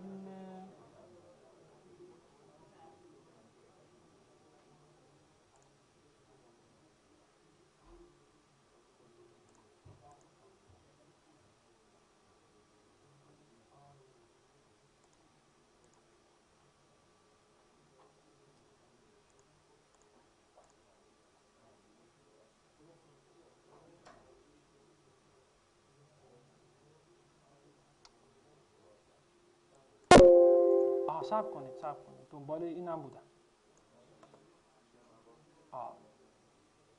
یه سهم به اسم شموات که خیلی هم سر صدا کرد توی بازار، خیلی خوب سود داد. میتونستم تو این بدبختی عظیمی که این پایین درست کرد نباشم. قله هایی که خیلی میرن بالا حتما خیلی دقت کنیم. نه حالا من کاری به قبلش ندارم. من فرض کن اینجا سود خوبی گرفتم. RSI چی دادی؟ حالا به قول دوستمون ممکنه یکم بریزه، شاید هم زیاد بریزه. قدرتش چقدر هست؟ هر چی که هست تو قله خیلی مهمی اتفاق افتاده. سودو بگیرم یا نگیرم؟ یاد بگیریم اینو. شاید هم بره بالاتر. ولی بارها نشون داده سهم‌هایی که سقف‌های مهم می‌سازن وقتی واگرایی نشون بده خیلی شدتش هم اینم بعد از وقوع حادثه. مراقب. پس با این حساب دوستان شما از این به بعد نگاه کنید نداره پشتش واگرایی برای مینیممش ندیدم که یه چیزی هم پایین بهم سیگنال ورود بده که نیست. واگرایی لااقل کمکی نکرد. آره از رو 70 بشت. ولی نگاه کنید دوستان این همه منفی خوردن، این میزان مثبت هنوز کاری نکرده. نگاه کنید چقدر منفی خورده این سهم. اینجا کاربرد این شاید بیشتر می بود. شاید اگر خط روندی می کشیدم میتونست خارج بشه، ولی فرصت ورودی هم بهت نمیده. خط روند کشیدم فرصت ورود نداد که نداد. مگه این تنها سهم بازاره؟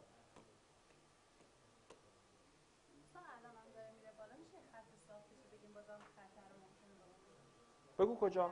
آره اینجا یه مقاومت خوب اینجا داره، پایینترش هم هست، پایینترش هم روزهای بعد داره، اینجام شاید گیر کنه این حوالی. آره همین جایی که الان هست، چون RSIش هم داره میاد بالای 70. ولی نگاه کنید از اینجا تا اینجا ریخته، هیچ چی بالا نه. اینجا چی باشه معنی میکنه این RSI شاید 70 اونم اونجا سرشی RSI پایینه، این داره یه بالا میاد، ولی RSI داره میرسه به منطقه اشباع خرید. شاید این برسه به این، اینم برسه به این، دوباره شاید ارزش داره وارد شم؟ فعلا نه. خوش به حال کسی که نداشته این سهم از اون بالا. میخواستم همونو پیدا کنم. صبر کنید. یادمه که همینجاست. بگو.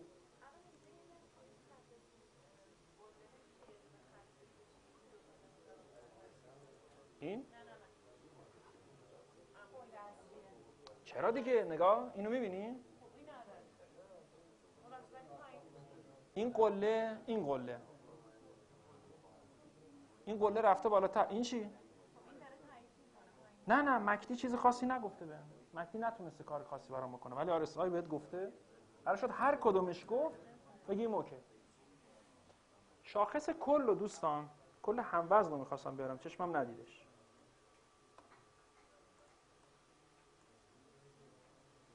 چند وقت پیش بازارمون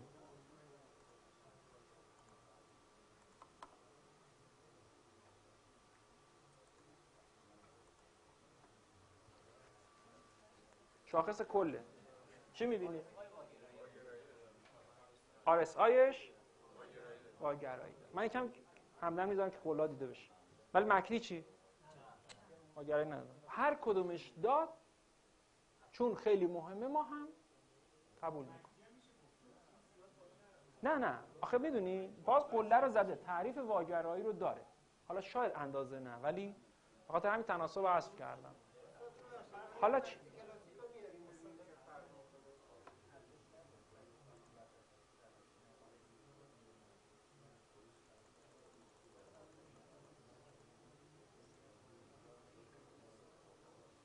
مکدی کلاسیک چه فرقی میکنه؟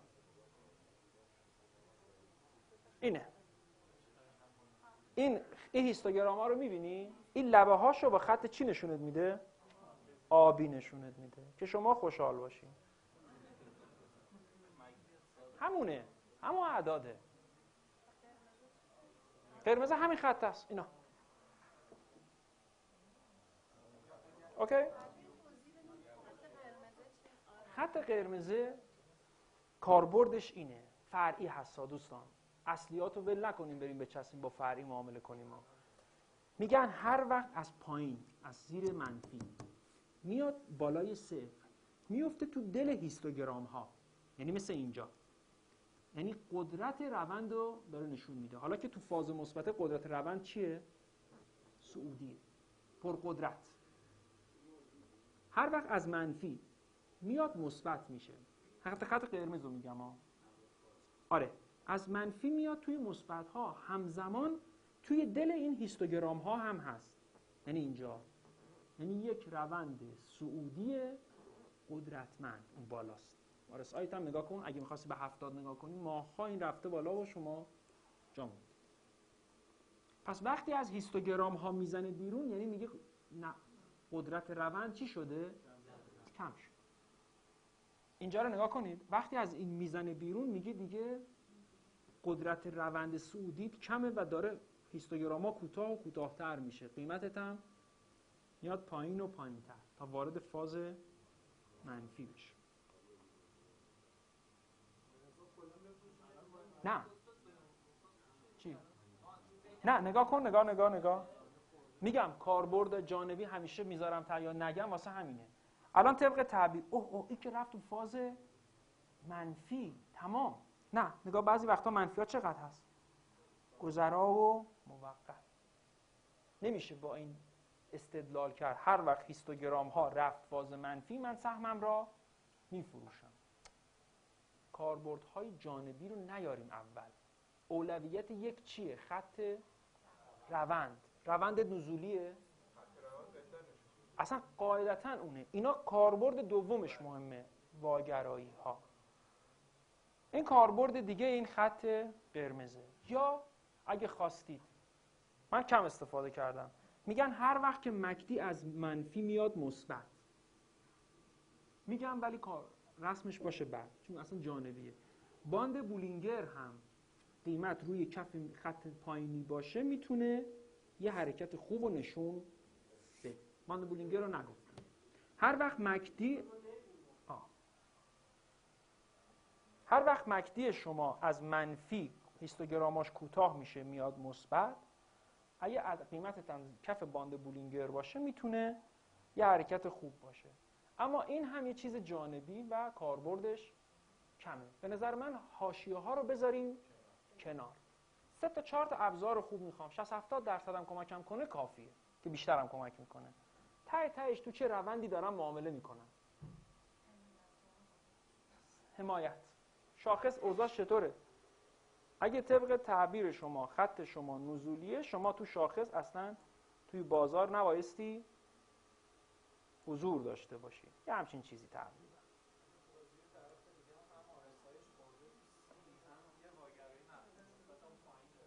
حالا باید ببینیم از اینجا چه خواهد کرد. بین 70 اعتبارش کمه، من خیلی قبولش ندارم. به جای که به این نگاه کنم، به چی نگاه میکنم؟ خط روند. موضوع این نیست. موضوع اینه که میتوانستیم یک کمی سهمامون رو اون قله ها سبک کنیم. تو اکثر موارد سهمای ما چی داشتن؟ واگرایی. خیلی از سهم‌ها داشتن. چه کاری رو بذارید نگاه کنم. خرید خط چیه؟ حمایت، روند. این نماد چکارنه.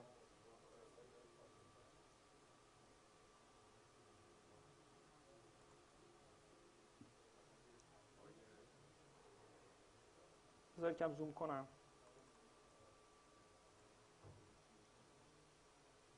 این نماد چکاره.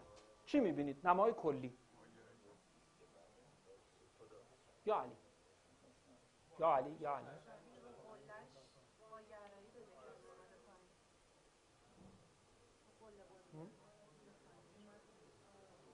یکم زوم میکنم. آره.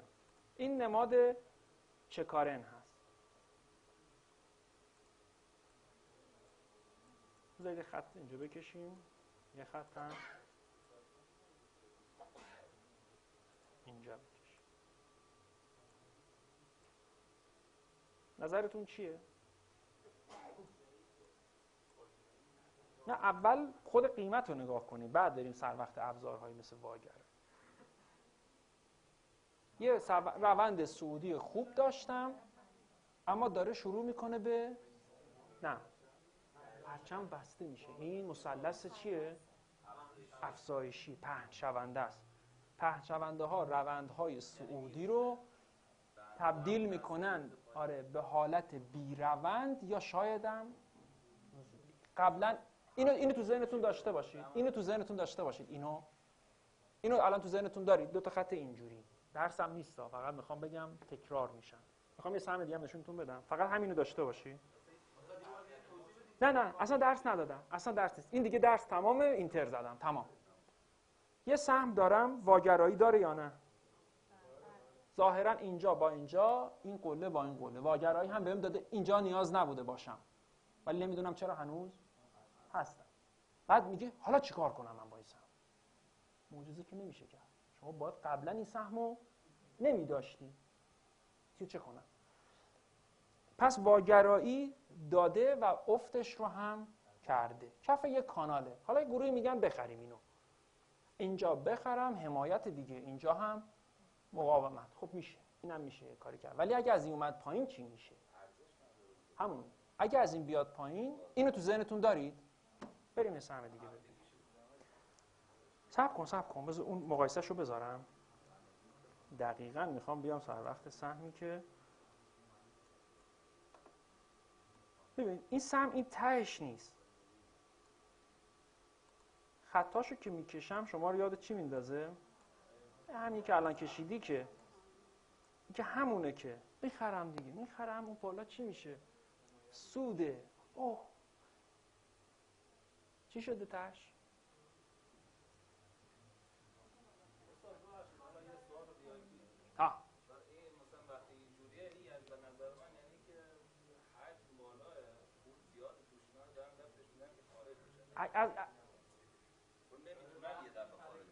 سوال مورد تو قبول دارم. پس این دوتا خیلی شبیه هم بود. درسم که تمومه. 2 دقیقه یه سهم بذارید با هم نگاه کنیم. اینا جز درس نبوده، درسشون میدم. ولی واقعیت اینه که مهمتر از این که شما نمودارها رو بشناسید اینی که اتفاقات بازار رو بشناسید. چیزی که دوستمون میگه این نمودار بانک دیه. من این تهش کار دارم اینجا. تا اینجا ته نمودار رو چه تعبیر میکنید برام؟ نه این دیه آوردم. یه سهم که خوب رفته بالا، واگرایی داده افتم کرده، ولی واگرایی داده زیاد نریخته. شروع کرده به چی؟ یعنی چی؟ سهم قیمتش رشد کرده. اصولاً باید میریخت ولی چرا نریخته؟ یه هنوز اونی که توشه هنوز تصمیم جدی به فروش، اگه بفروشه خیلی ساده میاد پایین. ایجاد الگویی میکنه به اسم چی؟ مثلث که بعدش میشه پرچم. الیوت که بشماری میشه موج 4. پشتش یه حرکت دیگه هست مشروط بر این که از کدوم ضلع مثلث بیاد بیرون؟ ضلع بالایی. میشه این. میشه اینجا. تا اینجا رفت بالا. اینجا بودیم ما. اینجا رو که دیدیم میشد حدس زد از اینجا یه سود خوب داره هنوز. ولی وقتی دیگه اون پول شروع کنه به فروش، داستان چیه؟ تمام. اینه ادامه سهم. قبل از اینکه ابزارها رو بخوام بشناسیم، شاید روانشناسی عرضه و تقاضا از همه چیزی مهمتره. حالا سهمی که الان داشتیم با هم میدیدیم چه کاره؟ اگر هم خریدم حواسم باشه اگر از کفش اومد پایین‌تر بلافاصله باید حد ضررم چی بشه؟ فعال بشه. چون پهن شونده است. خیلی شبیه چه بانکی بود؟ چه نمادی بود؟ شاید اون بشه، شایدم نه، ولی مارگزیده باید از ریسمون سیاسفید بترسه. بله این سهمم این قله اصلا همینم داده بود. یعنی اون کسی که اون بالا نفروخته دیگه این قله با این قله مهمی زد دیگه. می‌بینی؟ حتی RSIش هم دیگه اینم داره میگه نه. روند صعودی دیگه. سودتو بگیر بیا بیرون جان. این گپ قیمته. افزایش سرمایه نیست. 20 تومن بسته 28 تومن باز شد. اینا پر نمیشه. این افزایش سرمایه نیست. اگه خط رونده کشیم روی خط حمایت خوردیم. ولی طبق مکدی کلاسیکی که دوستمون گفت هنوز به نظر میاد اینجا بایستی بچرخه. این گپ افزایش سرمایه نیست، گپ تقسیم سود هم نیست، گپ قیمت. خیلی افت کرده. اصلا بحث خریدش الان برام مطرح نبود. مهمتر از اون بحث چی بود؟ فروش. جایی که هممون لنگ میزنیم. توی کلاسی اینجا نه. سهم قحکمت دوستان. من ندیدم. نه آخه این نگاه اینجا اگه بذارم نمیشه. خیلی خیلی بین 30 و 70. فقط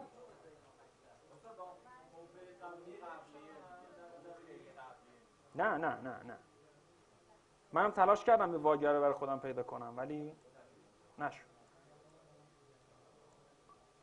این چه سهمیه؟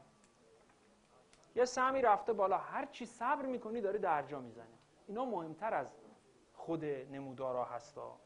یعنی میشه رد پولای هوشمند و زد. نمیریزه. هنوز نریخته. این باید میریخت خیلی وقته. میگم الگوی پرچمه. میره بالا. یه سود خوب پشتش نهفته بود. ولی وقتی سود نهایی شد تمام اونایی که پول اینجا داشتن دیگه شروع میکنن به فروختن. بعدش چی میشه؟ اینو میذاریم تو جلسه آینده. بهش میگن الگوهای قیمتی که پرچم یکی از معروف تریناش. بیا خودت نگاه کن. پس سرخ شیبش رو پایینه. گفتم کی خوبه بخریم؟ وقتی از این پرچمه بیاد بیرون. اگه بریزه چی؟ کدوم؟ همون جز الگوهای قیمتن. و نیرو نظرت شما چیه دوستان؟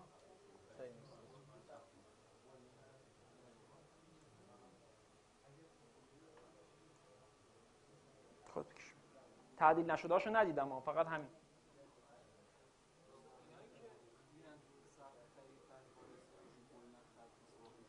مثل قنوش هیچ کارش نمیشه کرد. قنوش اصلا حالت عرضه و تقاضا، قنوش هیچ تحلیلی نداره، چند ماه صفحه خریده، این دیگه هیچ جوری نمیشه تحلیلش کرد.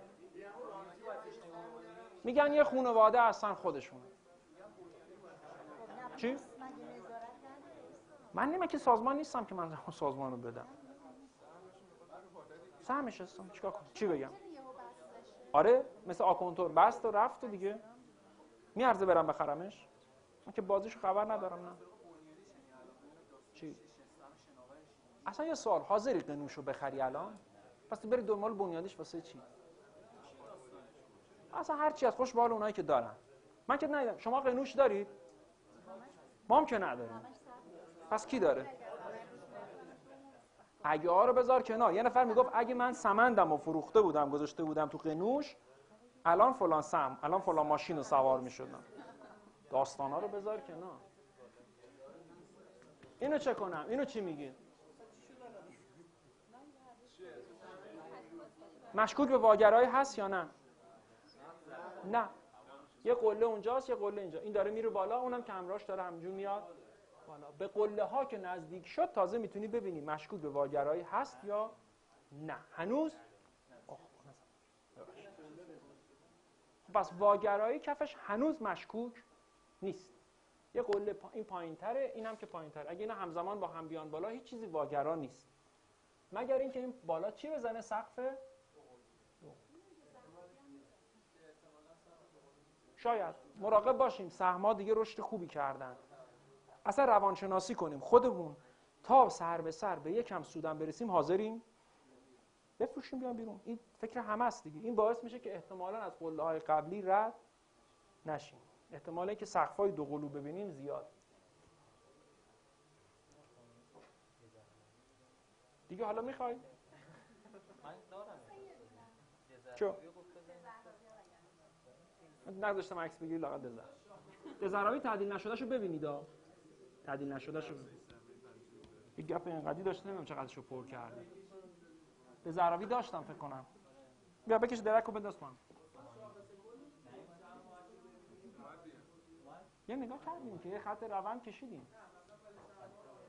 هیچ کس ما فقط یه خط روند میتونیم بکشیم. امیدوار باشیم که نسبت به اون واکنش نشون بده. والا بیشتر از اون نه. حالا چی؟ این سهم دزهراوی.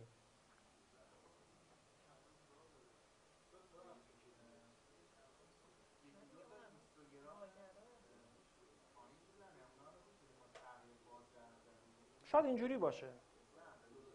اینجا رو میگی دیگه. میگم شاید مثل این باشه. شاید هم نه واقعا شروع کنه به مثل این. اینجا این بین 70 و 30. خیلی روی این حسابی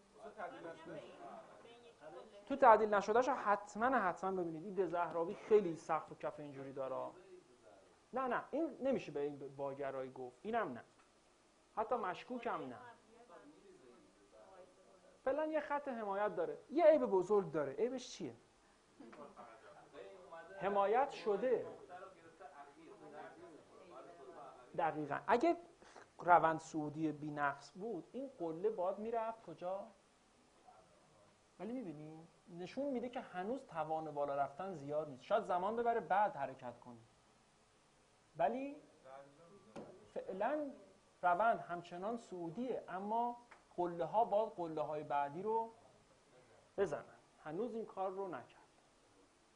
یه دونه تعدیل نشده هفتگیشو بیار. همین نه این فایده نداره. بذار تعدیل نشده هفتگیشو. همینو بکن هفتگی دوستمون.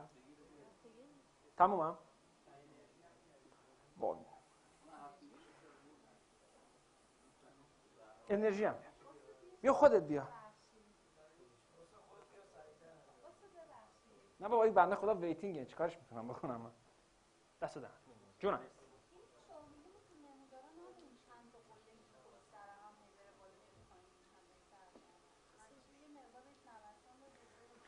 نگاه کن. حالا تا اون بیا یه نگاه به این سهم بنداز. قله برات میزنم. به این میگن 3 حمله. زیادم هست و توشم نه 80 اگه اشتباه نکنم بود. بذار من فقط این دزهراوی تعدیل نشده و آخریش هم انرژی 3 اگه سوادم قد بده.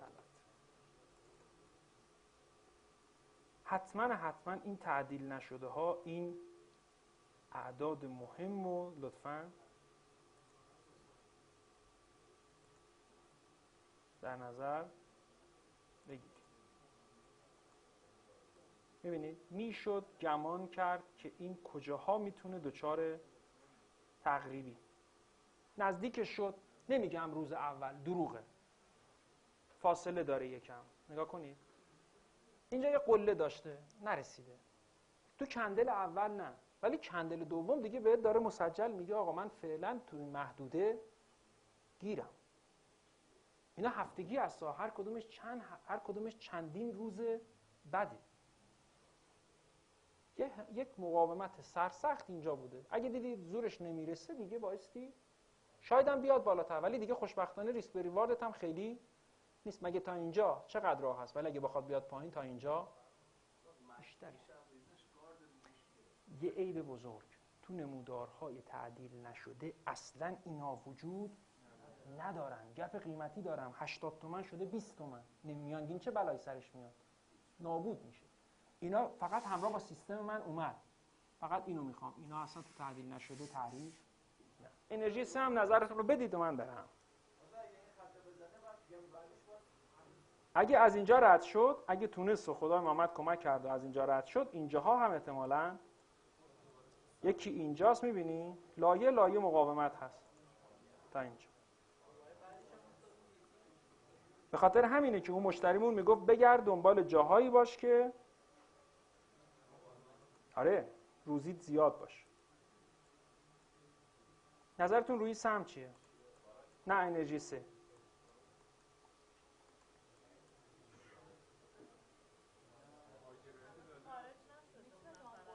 این هفتگی هستا. این با هم چی دادم؟ یعنی میتونستم تو این هفته های بعد نباشم. الان که دارم کجا بفروشم؟ بذار بکنم این روزانه که کمی الان داستانش اینه. خب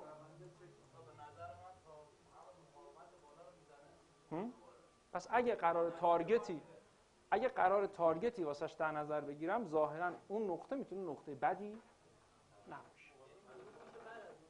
یعنی برای من و شمایی که نداریم پس صبر کنیم یا از اونجا شاید دوباره بریزه یا رد کنه بره بالاتر. اگه رد کرد رفت بالاتر مقاومت شکسته شده میشه. اونی که داره هنوز میتونه بگه خدا رو شکر، خدا خوش به حالش. جونو خداحافظ.